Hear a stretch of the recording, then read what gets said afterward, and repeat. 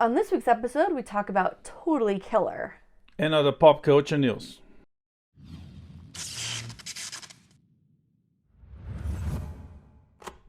So this week, we stayed home and enjoyed a new film on Netflix. No, it's Amazon Prime. Dang it! Totally Killer with Nanchaska Nyakashka. Come on, it's a Nanacha Khan. Nanachka Khan. Nanachka Khan. There we go. Yeah. You had all the right sounds. You just have to get them in the right order. I always think it's a girl. Is it? No, it's probably not. Honestly, Khan. Do they name girls Khan? No, but it's a surname. Is it? Yeah. Okay. Anyways, this person Kamala Khan. who we can identify. Oh, that's a fictitious guy. I'm just saying. Yeah. This person who we cannot identify, but is very talented. Maybe not for this movie, but it was the creator, executive producer, showrunner of Young Rock. That's right. And among other shows. Yes. The on Apartment 23, and several other comedies. Really, really, really good. And this time directing a feature film, a movie for Amazon Prime called Totally Killer. Totally Killer. Which is was very interesting. It was actually very different than I thought. Yeah, me too. Because I feel like the trailer pushed the comedy. Did you see the trailer? I thought we saw a trailer. Oh, okay. I feel like I saw a trailer. Maybe just poster. Anyway, I was going in expecting like comedy slasher, and there was a lot more heartfelt, thoughtful, more drama. Was it? I thought than what I expected. Okay. Well, the movie is about a girl portrayed by Prika. I'm terrible. We are killing it with the names today. Prika, Shipka. Oh, jeez. I thought it was Mackenzie. No, it's not her. Oh, okay. Yeah. Oh, wow. They look just alike. Yeah, they do a lot alike. And I personally never seen her acting, but she was doing really well. She was collecting checks and fans on Netflix with. Was she in Sabrina? Yeah, the chilling adventures of Sabrina. Okay. Which by pictures I thought it would be a more young adult woman. In this one she was more youthful. Maybe I don't know. Maybe it's acting. Maybe she's a good actress. Maybe it was just my impressions for the picture. I never seen the show. I was a fan of the original one, but I seen the reboot remake. Anyways, so she was on that, and she's the star on this new one. Her character's named Jamie Hughes. A reference among the many references the movie have, 80s reference to Jamie Lee Curtis, one of the most star of the Halloween franchise, famous final girls on Halloween. And John Hughes, 80s filmmaker that gave us Breakfast so Club. many. And like we could stop with Breakfast Club, but also like 16 Candles and all these other great ones. And I think he wrote or directed. He wrote or directed Christmas Vacation, something like that. That's right. I want to say he directed. I can't remember. Harry Ramis directed and he wrote something like that. Maybe. Either way, John Hughes is behind a lot of iconic 80s movies. In the 80s references throughout the movie in its entirety. Also, the mom from I'm not gonna try to remember names.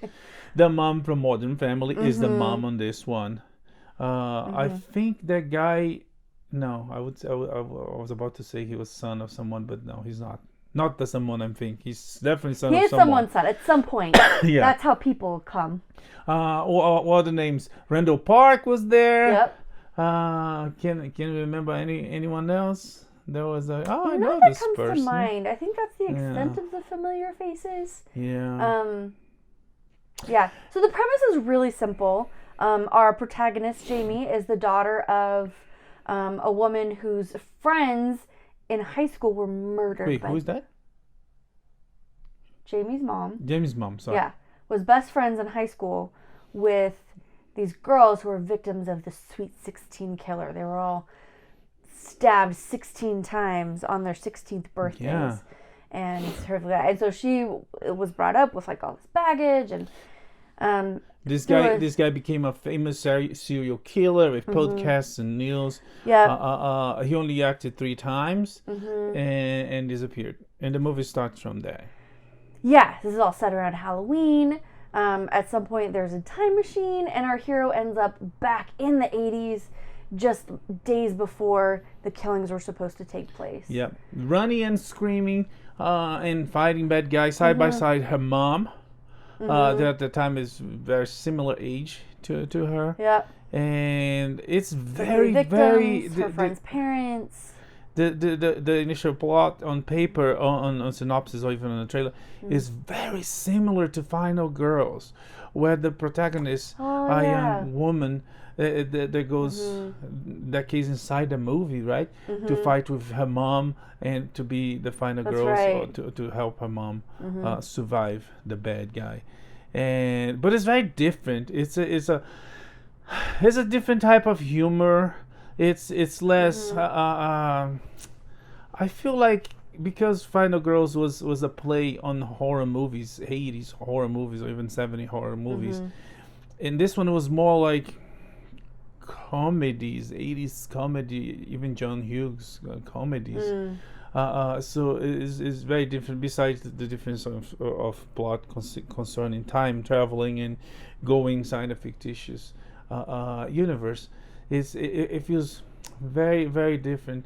It has some really funny moments. It has some jokes that kind of fell flat, but overall it's fun. It's entertaining. It's it's okay. The because it mixes some genres and subgenres as horror movie, slasher, and teenage comedy, plus sci-fi. They never do any of that very well. Sure. Yeah. You know, yeah, I see because they trying to do everything, and for the sake of doing everything, they fail in little things on each aspect. Like the time machine is like made by someone that is said to be a genius, but is like a bunch of colorful lights, and there's not the whole discussion of the physics of time traveling is also she talks about Back to the Future. Yeah. For one, that's a big one, especially concerning that she travels to the 80s around the time of the movie. I mean, a little bit. A couple years after the movie was released, so everybody saw, everybody knew, and it was fresh on people's minds concerning time travel. Same thing with the horror, the slasher part, and teenage comedy. So altogether, it fails in every aspect, but it also succeeds in a way that it's not terrible. It's fun. Yeah, it was fun. It was worth watching. I particularly enjoyed the relationship, like the mother-daughter relationships there, and this like weird dynamic of like her meeting her mom as a teenager, and like the retrospect. It was interesting to see. And maybe I feel that as a daughter of a mother and as a mother of a daughter, like maybe that's just something that was sticking to me. But I thought it was an interesting aspect of the movie, and gave it like a little heart and a little substance, where otherwise it might have just been like a goofy spoof of things. Overall, I would say it was really fun. Yeah, and again, I don't know. If I knew the director was a woman, again, I don't know if it's a man or a woman. I want to say Nahnatchka Khan is a dude, but having said that, I am fully prepared to be very wrong. Because you know the name, you know some of the stuff he or she did, but anyways, but it is very female centered. There's male characters there, but the main character and the major secondary characters players are a man. Are ladies. A woman. I know we're all used to it being guys, but this is. Anyways, but yeah, there's this relationship which is interesting. But again, because the focus is like, because you could do a very sci-fi movie, very, very sci-fi, and we've seen that some amazing examples of that. There's very dramatic, or it's very romantic. For one, that's one. Oh gosh, I can't remember. I can't believe I forgot the name of that movie. Can you tell us? Oh gosh, I can't remember the name. But it's a really good movie. It's Rachel McAdams and General Hux. Again, I'm terrible with names tonight. It's the time traveler's wife. No, it's not. It's not. No. Yeah. No, now I know what it is. Now you can't remember. Yeah, it's called like About Time. About Time. About Time. Yeah. It has sci-fi elements in time travel. Yeah. But that's secondary, and they accepted and took that as secondary, and is extremely romantic or tragic, very touchy. Yeah. But uses sci-fi elements. In this one, that one they struck. It's a really tricky balance, I would say, to have like just enough to understand, to be like, here's the rules and this is what's going to move our plot forward, and then to let that fade into the background. It's quite an accomplishment, I think. Yeah. In this one, they wanted to do all three sci-fi teenage comedy based on teenage comedies of the 80s and slasher horror, and meanwhile tons of 80s references and time travel references concerning, this is racist, this is bad, stuff that we don't accept, they don't do it today. Pretty on point though. There's like, for this Gen Z girl to go back to the 80s with like the unfiltered 80s, just like right into it. There are gonna be a lot of cultural things that should be like, what the actual heck. Yeah, but happened. but some of them was like she asked something and people do something. It's like, people were terrible with kids or taking care of things. That she go and ask for someone's name in the school, and someone gives it. Oh yeah, here's the classroom for that person. Yeah, it shows the 80s, like these people were like cavemen. I was like, well, come on, it's not that bad. I don't know if she was like cave. I don't think it was portraying the 80s as bad necessarily, as just I felt like it was just culture shock.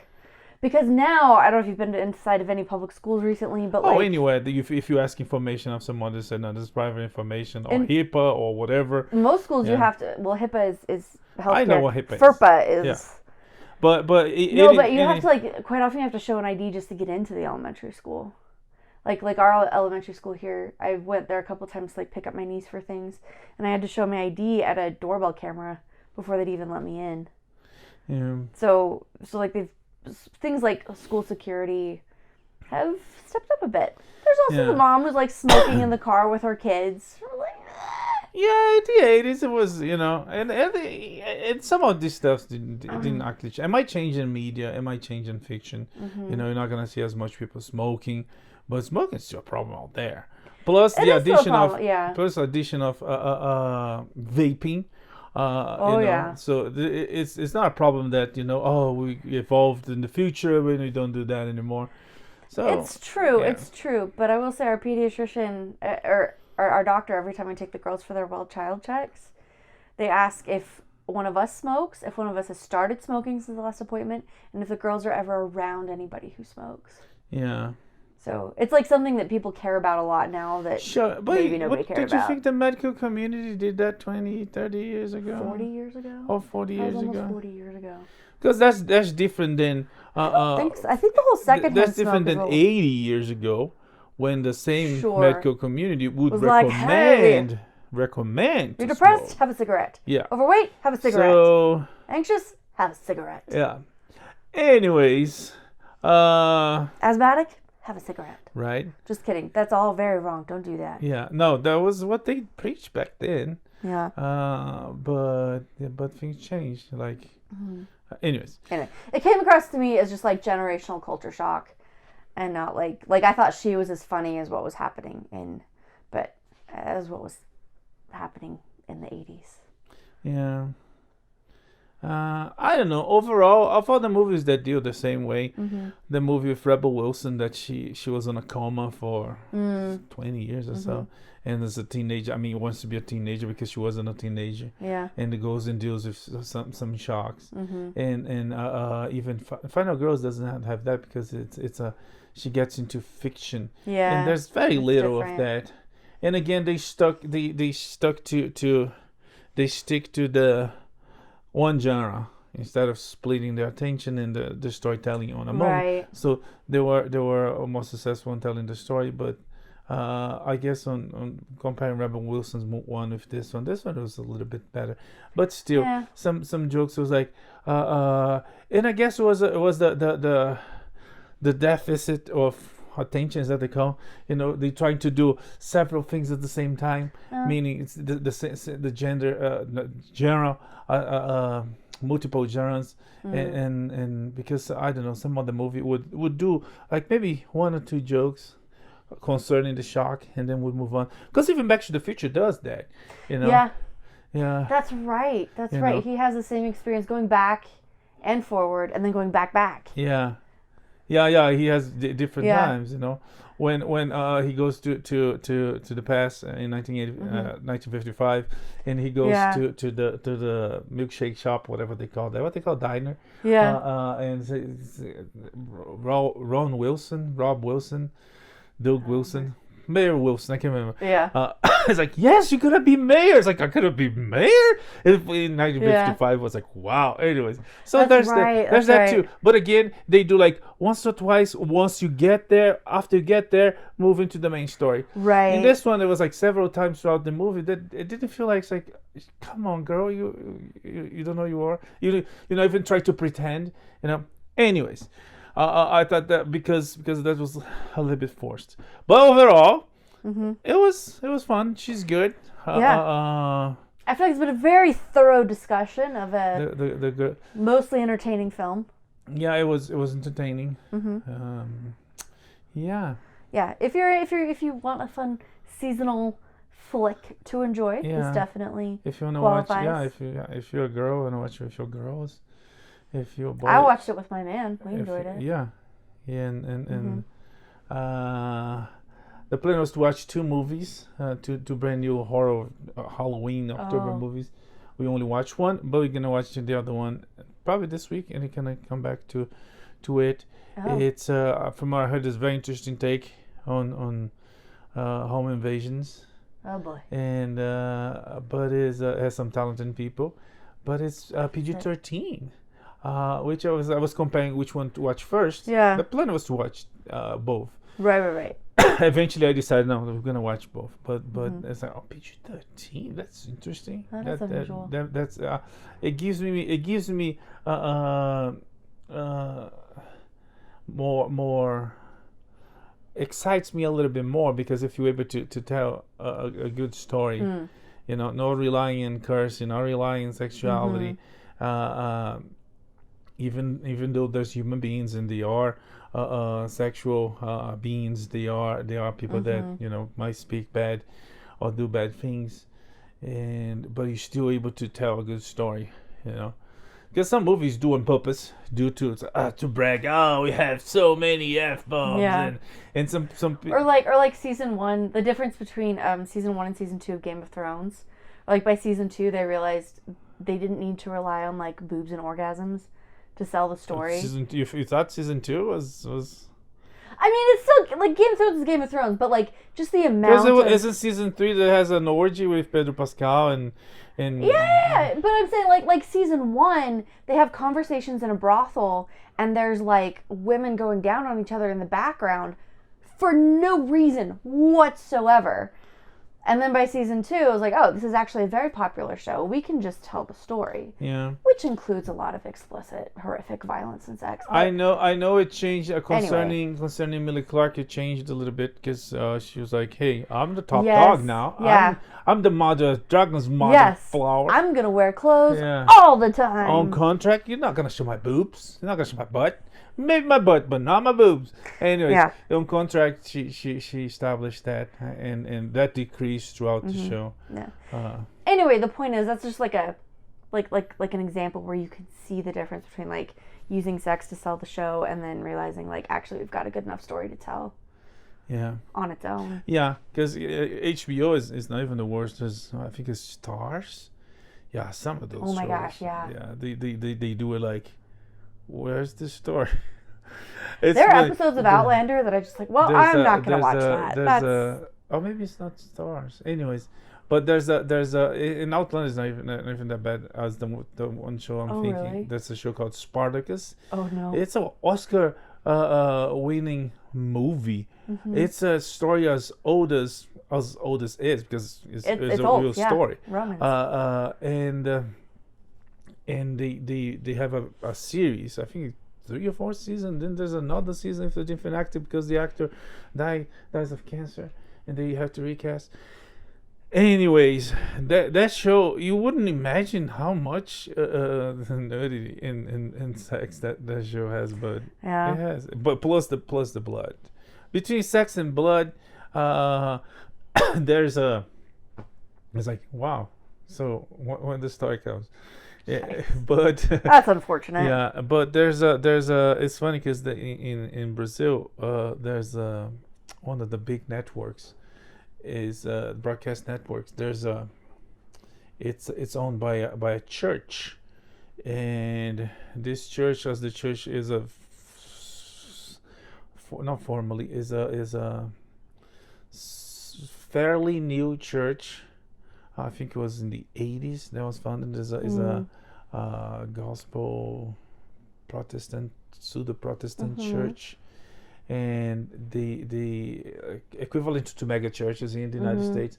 And then as soon as they rose, they start buying radios, and they start buying radios all over the country, and they do broadcast their services. And they bought TV stations, and they finally bought the broadcast network. And so in the beginning, it was a lot of the programming was the church programming, but a little they were like, hey, this is a business, you have to open to everybody. so let's program like broadcast TV program. And then they bought a very traditional Brazilian network that was like one of the very first. But it was going to a bad period, so money helped, so they sold it, the church bought it. So it finally became a regular broadcast network programming, showing all sorts of shows, etc. But some stuff, of course, they would avoid. They would have some of their programming in artistic way. They would like produce Bible shows and stuff like that, as soap operas, as Brazilian soap operas, but Bible shows on that format. And some things, of course, they would always avoid. And they announced they would show Spartacus on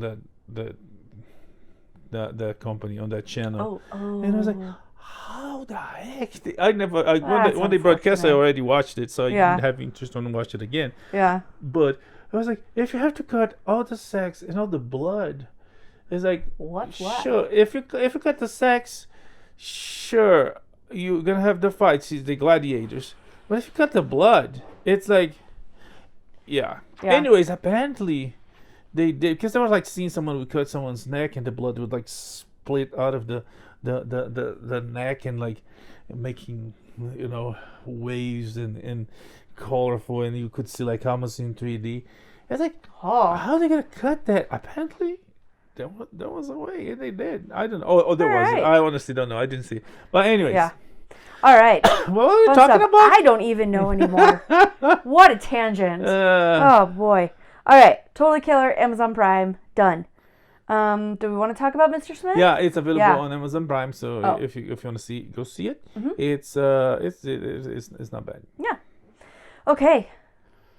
Mr. Smith Goes to Washington. Oh, it was because all that was because of the ratings and how That's you. Right, you didn't even say the name of the movie. Oh yeah, because we're gonna see we see and I'll say it, but it's quality. When you tell a story properly, you don't have to show everything. Mm-hmm. As a matter of fact, sometimes when you don't show to make minds curious and make minds work, it's even more interesting. We saw a Reservoir Dogs. No, that one shows everything. That one has nothing. But some good directors. You never actually like see the heist. Oh yes, that's right. There's this linchpin event, and like everything in the film hinges around this, and we never see it. Yes. We see a couple moments like right after. We see a couple moments of them planning.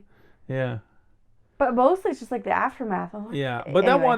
that one wasn't a geniality of hiding or not showing or make you think. It was budgetary. Oh.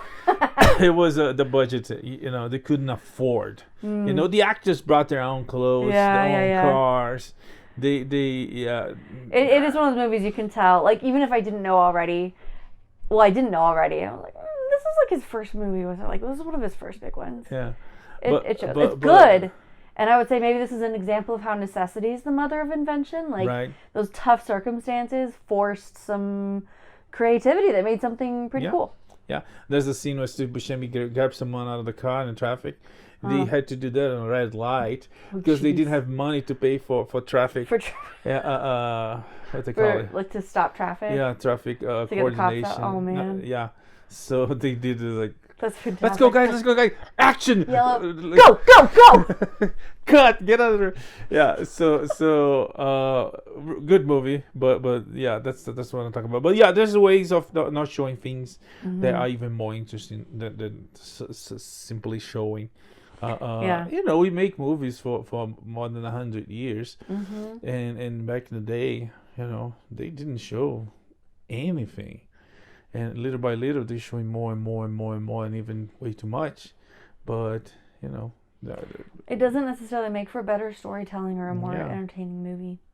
Great example of this is a nearly 100-year-old film we saw earlier this week, as the classic film series continues at our local Megaplex theater. Yeah, and the classic series, this one, Mr. Smith Goes to Washington, by the great Frank Capra, starring James Stewart, Claude Rains.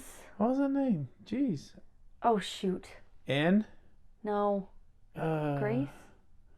Arthur. Anne Arthur? Yeah, it was something Arthur. Oh, jeez. Anyway, there's some great people in this movie. It's the day of the year that I'm terrible with his name. Maybe I'll try to put them in the hashtags or something. But very good movie. Based on a based on a true story, on a short story, on an article, The Men from Montana, based on, I can't remember the name of the senator, but forget about the reality.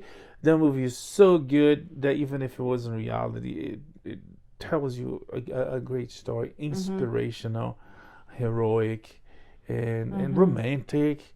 There's a love connection there, and morals and values, and what it means to be an American, and what it means to be a good human, and what's to be and what America is all about. Yeah, and one that even though it was set in 1939, is still like so on the nose for today. You could like tweak some costumes and some sets and like have people. I don't think costumes you need. I mean, maybe the ladies. Yeah, as I said, like some costumes. I mean, I'm just saying, like you can tweak just a couple things in production design, tweak a couple things in the script, and you could set this movie almost the same, like almost verbatim in 2023. It is still a super relevant story.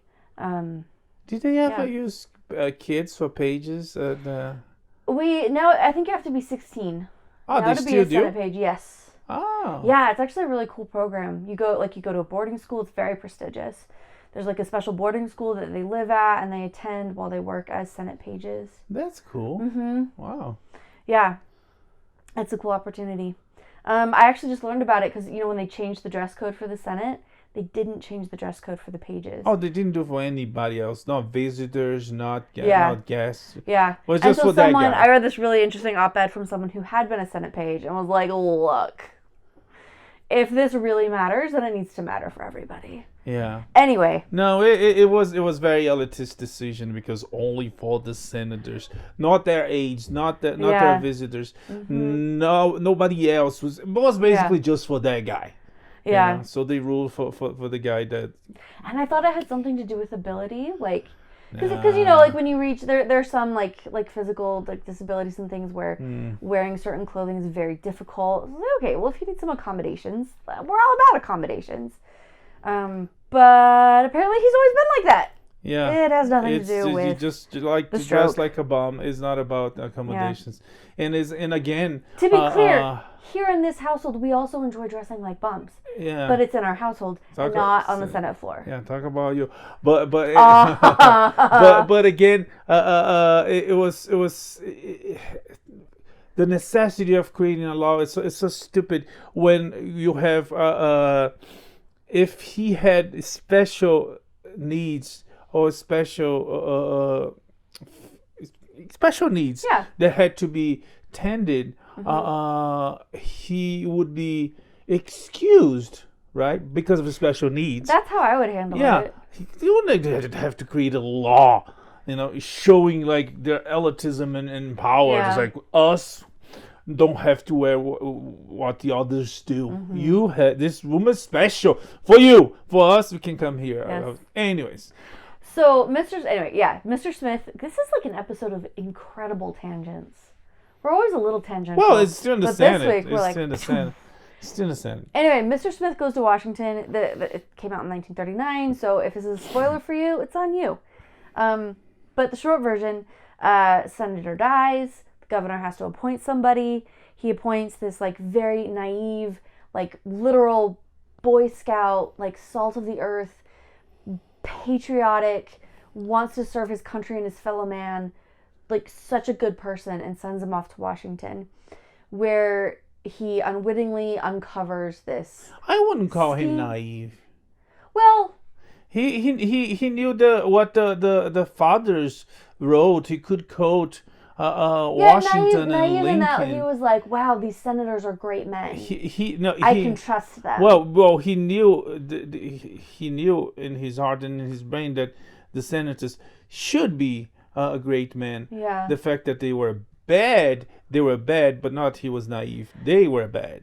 Right, but I guess why I say he's naive, and he wises up very quickly. But like at the very beginning, he's naive to the point that he trusts people that he shouldn't trust. And to us as an audience, it's very obvious, like, these people are not trustworthy. That's all I mean. I don't mean naive, like he's a moron or anything, just that he's very good and he's willing to trust where he probably should. Anyway, uncovers this graft scheme that had been snuck into a bill, and he's not willing to go down. He's not willing to go along with it. He stands up for what he believes in. It's a David and Goliath situation. And in this case, Goliath is this billionaire guy who controls the whole press in his home state and controls public. And because he controls the press, he controls the public opinion. He controls the governor. He controls the senator. And the senator does what the other senator does. Anyway, it's the whole thing. And it ends beautifully and tragically, but also beautifully. And like I said, you could make this movie today without hardly changing a thing. Yeah. Except maybe the number of times that people say "swell." But that's the thing. Because the movie is so good, and about so many other good movies, that you don't have to change the story because it still works. Yeah. You don't have to make another movie. Reboots, remakes. Like no, this one is perfect. As is. Yeah, let me be clear. I'm not advocating for a remake at all. I'm just saying... Yes, you are, and I'm saying no. Absolutely not, because they did it right the first time. I'm saying it's super applicable and relevant today. It's still worth watching. Not every old movie is. Some movies stand the test of time. Some movies are for those times. This one, I think everybody should still watch it. It even teaches you a little bit of how the Senate works. It's even educational. There is a weird amount of Senate procedure. Yeah, and Harry Carey, that's another actor. Yeah, Harry Carey was the president of the Senate. Yeah. But he so there were stalkings not long ago. There's always stalkings about Democrats, liberals, about ending the filibuster.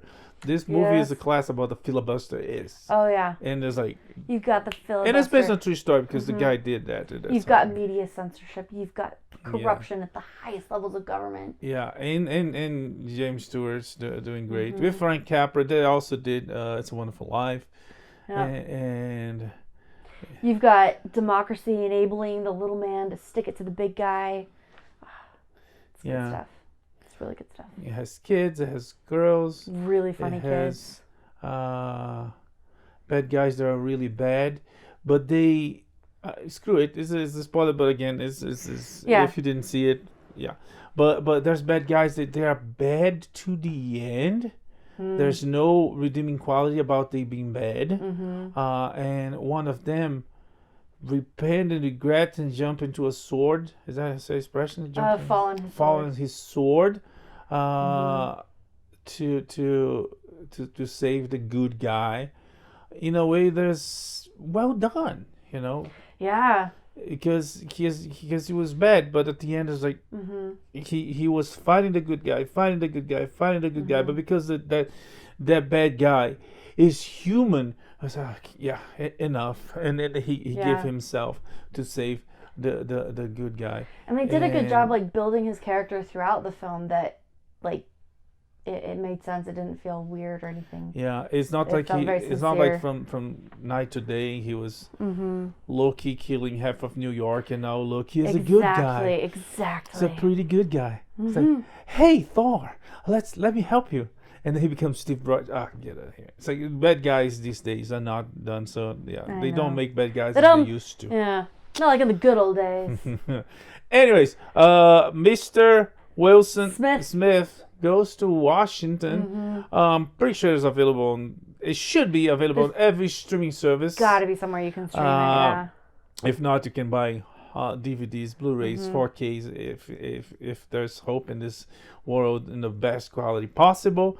And if you didn't watch it, you should watch it. It's really good. It's a solid story. Yeah, it's a masterpiece. It's really great good. acting, great directing. It was nominated for 11 Oscars because is very pro-America, and during those times, there was a lot of sketchy. Still are sketchy guys in Hollywood. It only won one category, but undeserved, because the movie deserves all the praise and all the awards, and yeah, it's really good.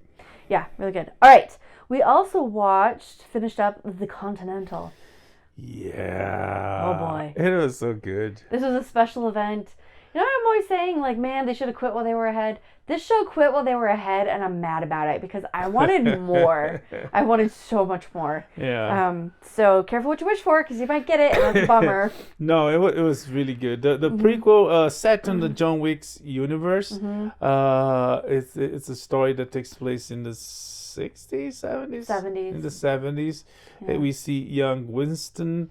We see young Sharon, right? I think so. Sharon, and the Continental back when New York was trash. I mean, back when it was trashier. Yeah, they said it like during a garbage strike. So just like really leaning in to like the grit and the grime and the underbelly, and like it was nicely done. Imagine that Gotham and Tortuga had a kid that beat New York in the 70s. And it's really good. It relies. It's the way they build that universe. Since I watched the first one, I was really impressed on how they build this whole universe that is there and is secondary to the story. Because on the first one, John has... That's right. Spoiler if you didn't see. But there's John has his dog killed and he goes for revenge. And then he goes to this hotel. He pays with gold. It was like, oh, what a weird guy. And then there's the hotel has rules, not on the grounds. You cannot do this on the ground. And it has a tailor and the guy that sells guns. It was like a universe building masterclass. Yeah. And now they're expanding with Justice, doing really well. And the show was beautifully photographed. It was like the cast was really good. Yeah, I fully recommend. Nothing bad to say. No, I feel like, and I kind of expected the show to be riddled with like cameos and references.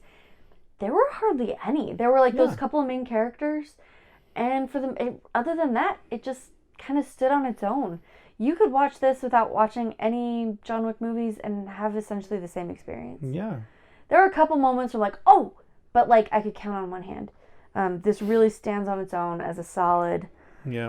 I guess television event, miniseries, whatever you want to call it. Yeah, it's because it's so far in the past. They could do more. Yeah. And the way they ended, it was like, oh wow, yeah, okay. It's like they bold. They do things boldly. Yeah, Mel Gibson was there as a bad guy, really bad. That again, for that show, it has no connections to the future. Not that we know. Most likely, he doesn't at all. And that's how we spend in universe. You tell a story, even if it's one character or one place, and you stick to that. You don't have to do cameos and connections and over references and stuff like that, because that's not the goal. Yeah. Would it be fair to compare it to Rogue One in terms of like universe expanding stories? Like we have a connection to the main beloved franchise, but really we have like a set of characters and a story to tell on their own. That's like so good and so compelling. Yeah, you don't even know other stuff. Yeah. No, Rogue One was very successful and do that. Rogue One had a source material for it, because even if it's not literally exactly what the source material tells, but it has a modus operandi of how things were done in the expanded universe. So Rogue One did that. It told us a story about all the characters in the same universe. This one too, and it does have characters from the future source material. In the case of Winston Sharon, in the case of Star Wars, Darth Vader and Leia. But like it really doesn't depend on those. No, like it could almost stand on its own. Oh yeah, and still be just a phenomenal movie. And it's like a crossover, cross media and things that have been done for a long time. They do that very well. Not like Disney keep trying to do these shows, these spin-offs of heavily connected, not connected at all. They say it's connected, it's not connected, failing in most of them, if not all of them. But anyways, the Continental is available on Peacock. 3 chapters only, three nights of 1 hour. But it's all there because that was in the past weeks. If you like John Wick, you definitely gonna like this one. Yeah. And it's visually beautiful. It's intense. It's funny. It's the whole ride. Yeah, it was great. All right. Whew. We don't usually spend that long talking about what we watched, but I guess we had a lot to say today. Let's go over some news real quick. The entertainment industry has lost 45,000 jobs due to the strikes this year. This is according to a U.S. labor report. And a lot of the jobs they lose is like if the industry is not working, some people stop making money, so they're gonna leave and do something else and make money. Some actors and actresses and even writers find alternatives to make money with their craft. Some people that, camera operators, editors, and they might not have an alternative, so they move out. They're going to find other ways to make money using their craft, or they move completely out of the industry. And of course, even if the deals and agreements set, there might still be a case because they're gonna have to pay more, so you're gonna see the industry shifting to compensate for that. Yeah. The Writers Guild did officially completely ratify their agreement, their new contracts, but SAG-AFTRA is still going at it with the AMPTP. And I feel like right after the Writers Guild settled, it seemed like okay, like surely SAG-AFTRA will come soon after, but apparently not. Yeah, it's actually SAG-AFTRA. They're going to several problems right now, including the fact that they've been talking after the writers' strike was terminated, ended, and they found an agreement. The actors went back to the table and started discussions, and apparently there's complaints that the gap is too big and they're not finding common ground, to the point that the actors went back to picketing. Jeez. And the strike goes on. And it's not done. Of course they're making some concessions for actors to go on talk shows and talk and yada yada yada, but they didn't get what they wanted. The studios didn't give up. So it goes on. Fun. Meanwhile, with everything horrible going on in the world, we get to see a whole other example of like this shallowness and superficiality and social performative gestures from Hollywood as they come out and denounce various acts.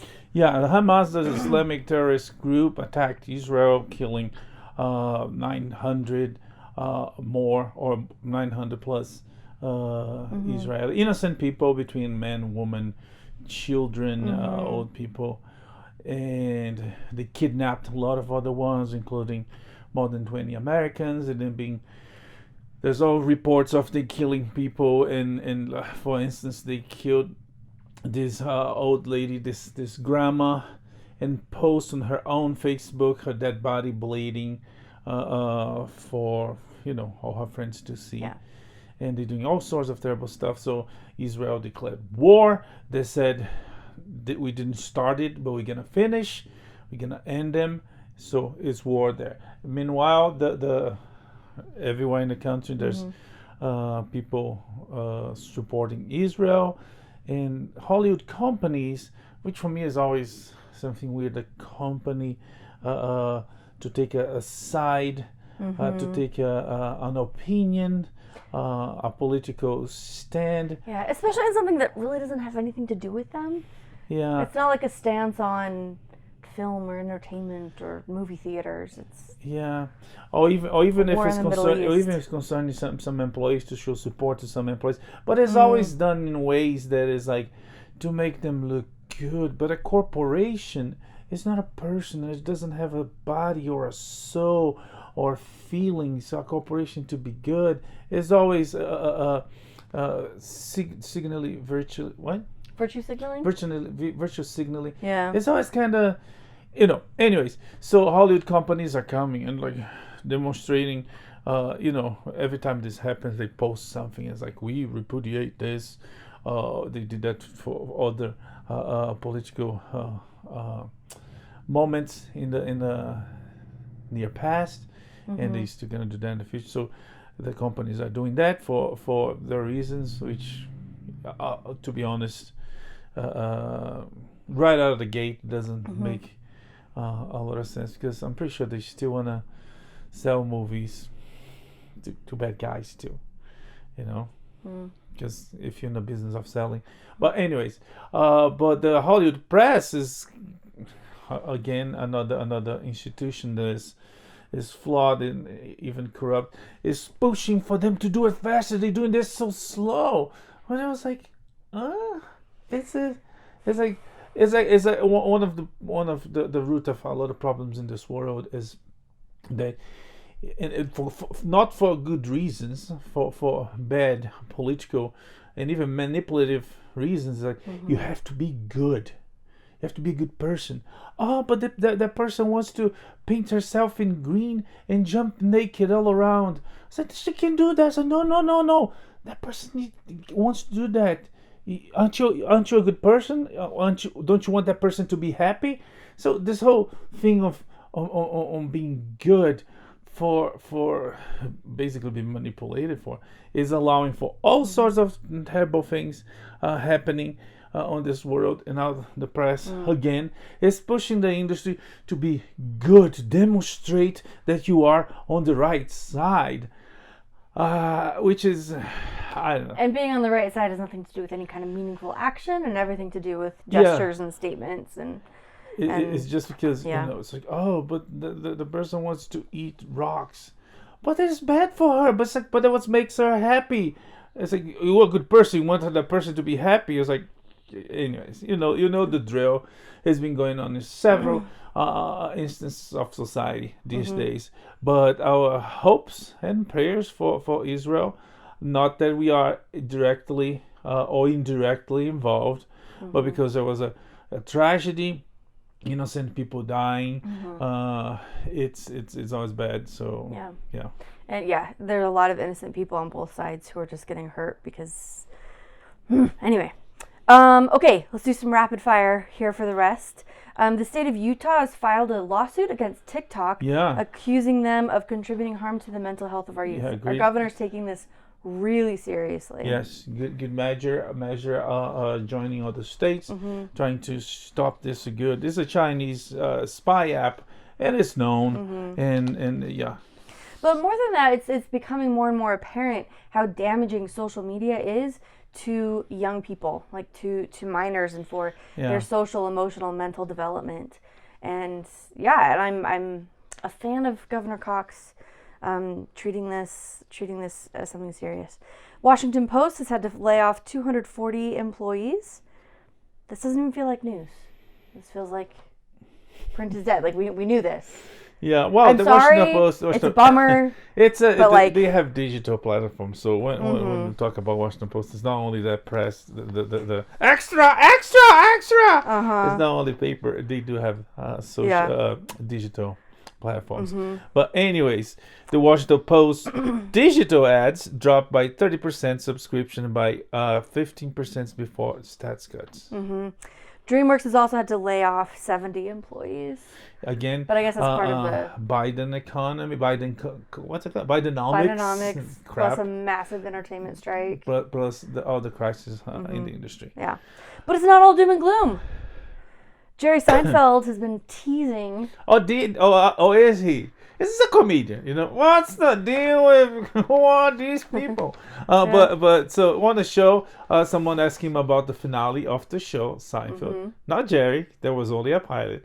But about the finale, and he teased. He's like, I have something to tell you about, but I can't tell you as a secret. But what you're thinking is what me and Larry David thought, and you might see something in the future, which we have no idea what it is. But there's like people in the media, the press. But he said that he and Larry are thinking what I'm thinking, and I'm thinking a revival special. Yeah, just like a one shot. Could be a special. Could be a movie. Could be a revival show. A mini series. Series. He ended the show when he wanted. Even thought Larry King about it, but they might come back. Who knows? Larry King, when he went to Larry King. Oh, okay. Yeah, Larry King said. Oh, that's right. Like, Jerry, when we were canceled, canceled? I thought this was CNN. Yeah. Anyways, but again, it's just speculation because we don't know. We'll see. Yeah. Toys R Us is reopening stores across the U.S., including airports and cruise ships, but they won't be carrying a whole lot of Ahsoka merchandise because Hasbro just didn't make much. Yeah, and they were concerned that they wouldn't sell much, and there wouldn't be a demand for it. And again, the show wasn't bad, but the numbers for the show were terrible, and even the finale had big drops compared to other shows. And on the other hand, Loki got a really good premiere. Yeah, apparently it has his fan base. Yeah, Fox canceled Welcome to Flash, which is too bad. I liked that one. But The Exorcist Believer is doing pretty well. Yeah, 27.2 million premiere. Horror movies helping October and helping the slow box office survive a little bit. Chris Rock is going to be directing a Martin Luther King Jr. biopic. Yeah, produced by Steven Spielberg. I don't know. We'll see. Yeah, I like him interested. as a comedian. I don't know how he's going to be doing this historical drama. It wouldn't be the first time, though, that a comedian demonstrated a remarkable ability for drama. Directing? Oh, I don't know about that. Yeah. Okay, Bob Iger says that maybe he found Disney in much worse shape than he thought it was. Overwhelmed and exhausted, according to Bloomberg. Yeah. So, still about the Disney crisis, Daredevil born again. It's not going to be born anytime soon. Yeah. The studios canceled everything, going to start from scratch. New director, new writers. In the meantime, Netflix, much after like a long and enthusiastic fan campaign, Netflix picked up the canceled Star Trek Prodigy. I am very happy about this. Yeah. It was a great series. On the other hand, the creator of Lower Decks is thinking that the show is going to be canceled and is already aggregating fans and troops to try to save it. Star Trek has a long tradition of fans rescuing shows and fans being proven right that these shows deserve to be rescued. Okay, what's going on with Universal and DC? Universal might buy Warner Brothers, which might cause James Gunn's realm at the DC not to happen. But again, it's still initial phases. We don't know what happens. But if anything, he's not wasting time on saving his people. His wife gonna get a spin-off. The character portrayed by his wife on Suicide Squad might get a spin-off for her. On Suicide Squad or Peacemaker? Both. It's both. Oh, okay. Yeah. All right. This weekend, an annular eclipse will be visible from much of the United States, and much of the western United States, including Monument Valley here in Utah. But it's going to be closed because it's part of the Navajo Nation, and they'll be observing some religious, spiritual practices. So I'm really glad they get to do that and honor their land and their traditions and all that. But if you get a chance, watch it somewhere. It's gonna be cool. Last but not least, Ring is so faithful, they believe so hard that aliens don't exist. They're offering $1 million if you catch an alien on their cameras. Fingers crossed. I think this could be very fun. I think they know. Maybe their cameras are made by aliens so they don't shoot aliens. I don't know. Conspiracy theory.